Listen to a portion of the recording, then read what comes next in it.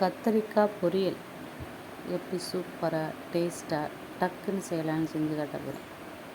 அதுக்கு தேவையானது பெரிய வெங்காயம் ஒன்று எடுத்து நல்லா நைஸாக கட் பண்ணி வச்சுக்கோங்க. கருவேப்பிலை, காஞ்ச மிளகாய். அடுப்பில் பாத்திரத்தை வச்சுட்டு ஜீரகம் போடுங்க. ஜீரகம் போட்டாலே நல்லாயிருக்கும் தாளிப்பு. அதுக்கடுத்து பெரிய வெங்காயம், காஞ்ச மிளகாய், கருவேப்பிலை போட்டு நல்லா வதக்குங்க. அதுக்கடுத்து கத்திரிக்காயை நல்லா வெட்டிட்டு அது எல்லாத்தையும் க்ளீன் பண்ணிவிட்டு தண்ணியில் போட்டு கழுவி எடுத்து வச்சுக்கோங்க. எடுத்து வச்சுட்டு நல்லா வெங்காயம் வதங்கினதும் இந்த கத்திரிக்காயை அதில் போட்டு அதுக்கு தேவையான அளவு உப்பு போட்டு நல்லா கிளறி சிம்மில் வச்சு மூடி வச்சுருங்க. இது எந்த பொடியுமே போட மாட்டோம்.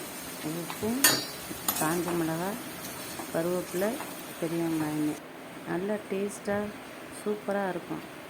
சிம்பிளாகவும் இருக்கும். அதனால் இது மாதிரி செஞ்சு பாருங்கள். சிம்மில் வச்சு ஒரு 2 தடவை மூடி போட்டு இதே மாதிரி மூடி வச்சு எடுத்து கிளறுங்க. நல்லா வெந்துடும். சீக்கிரம் கத்திரிக்காய் சீக்கிரமாகவும் வெந்துடும்.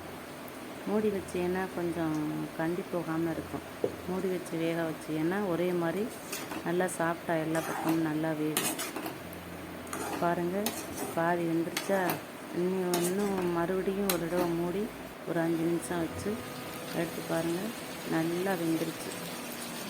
இது போதும். இந்தளவுக்கு வெந்தால் போதும். நல்லாயிருக்கும். இதுக்கு மேலே வெந்தாக்கா ரொம்ப குழஞ்சிரும், ஒரு மாதிரி ஆயிடும். இதுவும் கரெக்டான அளவு.